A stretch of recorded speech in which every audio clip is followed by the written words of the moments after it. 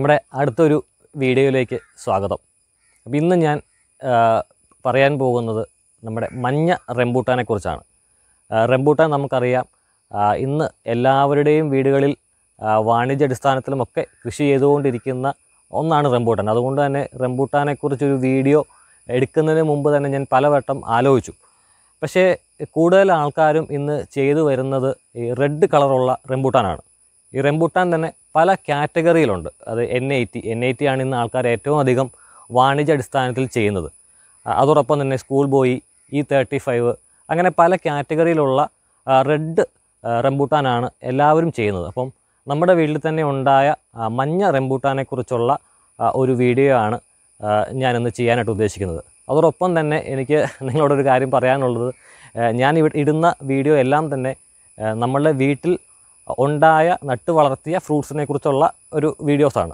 അപ്പോൾ അതുകൊണ്ട് തന്നെ ഇതിൻ്റെ പോസിറ്റീവും നെഗറ്റീവുമായിട്ടുള്ള എല്ലാ കാര്യങ്ങളും ഞാൻ ഈ വീഡിയോയിൽ ആദ്യവും അവസാനവുമായിട്ട് ഉൾപ്പെടുത്തിയിട്ടുണ്ട്. അപ്പോൾ കഴിവതും ആൾക്കാർ എൻ്റെ വീഡിയോ ആദ്യം മുതൽ അവസാനം വരെ കാണണം എന്ന് ഞാൻ അപേക്ഷിക്കുകയാണ്. അപ്പോൾ നമുക്ക് ഇനി മഞ്ഞ റംബൂട്ടാൻ്റെ വീഡിയോയിലേക്ക് പോവാം.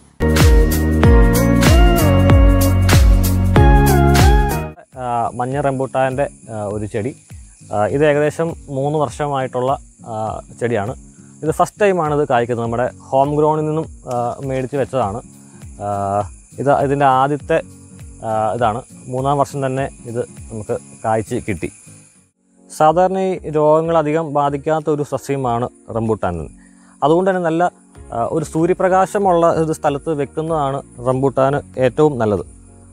വെച്ച് കഴിഞ്ഞാൽ 3-ാം വർഷം തന്നെ ഇത് നമുക്ക് കായ്ച്ച് കിട്ടും. അപ്പോൾ അതിനെ ബഡ് ചെയ്തതോ ഗ്രാഫ്റ്റ് ചെയ്തതുമായിട്ടുള്ള തൈകൾ നല്ല നേഴ്സിൽ നിന്നും വാങ്ങി നടന്നതാണ് ഇതിന് ഏറ്റവും നല്ലത്. സാധാരണഗതിയിൽ ഇതൊരു ജനുവരി മുതൽ പൂത്ത് തുടങ്ങും. അതിനുശേഷം ജൂണൊക്കെ ആകുമ്പോഴത്തേക്കും നമുക്ക് ഇതിൻ്റെ വിളവെടുക്കാം. ഞാൻ ഇതിന് മുൻപത്തെ വീഡിയോയിലും പറഞ്ഞതുപോലെ തന്നെ ഇവിടെ ചെയ്യുന്ന എല്ലാ കൃഷികളും നമ്മൾ വളരെ ജൈവ രീതിയിൽ തന്നെയാണ്. അതുകൊണ്ട് തന്നെ ഇതിന് വർഷത്തിൽ 2 പ്രാവശ്യം ചാണകപ്പൊടിയും എല്ലുപൊടിയും വേപ്പിൻ പിണ്ണാക്കും അത് മിക്സ് ചെയ്താണ് നമ്മൾ വളമായിട്ട് ഇട്ട് കൊടുക്കുന്നത്. നടുമ്പോഴും ഇത് തന്നെയാണ് നമ്മൾ ചെയ്യുന്നത്. അത് കുഴിയെടുത്ത് കുഴിക്കകത്തേക്ക് ഈ ചാണകപ്പൊടി, എല്ലുപൊടി, വേപ്പിൻ പിണ്ണാക്ക് എന്നിവ മിക്സ് ചെയ്തിട്ട് അതിനകത്താണ് ഇത് നടുന്നത് തന്നെ. ഇത് വളരെയധികം വലിയൊരു മരമാവുന്നത് കൊണ്ട് തന്നെ നമുക്കൊരു 8-10 ഒരു അടിയൊക്കെ ആകുമ്പോൾ തന്നെ ഇത് ഇങ്ങനെ പ്രൂൺ ചെയ്ത് നിർത്തുവാണെങ്കിൽ വളരെ ഇങ്ങനെ പടർന്ന് വരികയും നമുക്കത് പറിക്കാനൊക്കെ എളുപ്പമായിട്ടുള്ളതാണ്. ഇപ്പോൾ ഇവിടെ കണ്ടിരിക്കുന്നത് നിങ്ങൾക്ക് അറിയാം, ഇത് മൊത്തം ഇങ്ങനെ പ്രൂൺ ചെയ്തുകൊണ്ട് ഇതിങ്ങനെ പടർന്ന് നിൽക്കുമ്പോൾ അത് കാണാൻ തന്നെ രസമാണ്. തന്നെയല്ല അത് പറിക്കാനും പറിക്കാനും ഒക്കെ നമുക്കിത് വളരെ എളുപ്പമാണ്. പിന്നെ ഇത് ആയിക്കഴിഞ്ഞ് കഴിയുമ്പോഴുള്ള പ്രധാന പ്രശ്നം എല്ലാവരും നേരിടുന്നത് പോലെ തന്നെ ഉള്ള ഈ പ്രാണികളുടെ ഒരു പ്രശ്നം, കിളികളുടെ ഒരു പ്രശ്നമാണ്. അപ്പോൾ അതിന് നമ്മൾ ചെയ്യുന്നത് വല ഇടുക എന്നുള്ളത് മാത്രമാണ്.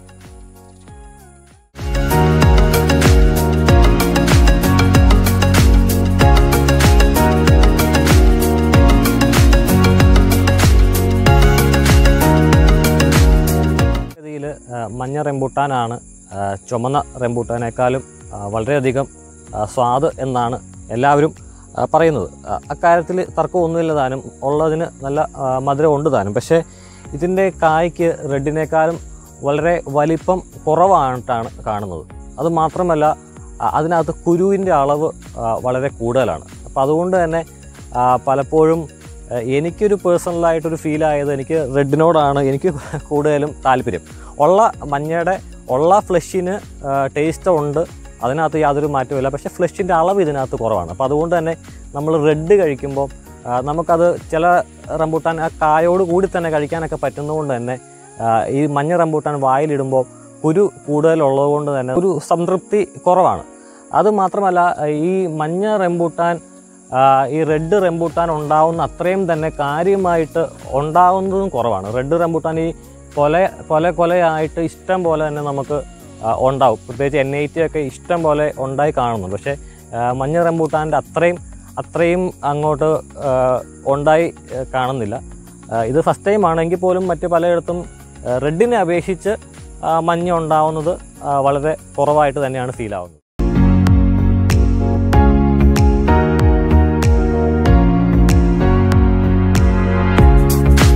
അപ്പോൾ ഇതുവരെ നിങ്ങൾ എൻ്റെ ചാനൽ സബ്സ്ക്രൈബ് ചെയ്തില്ല എങ്കിൽ ചാനൽ സബ്സ്ക്രൈബ് ചെയ്യുക.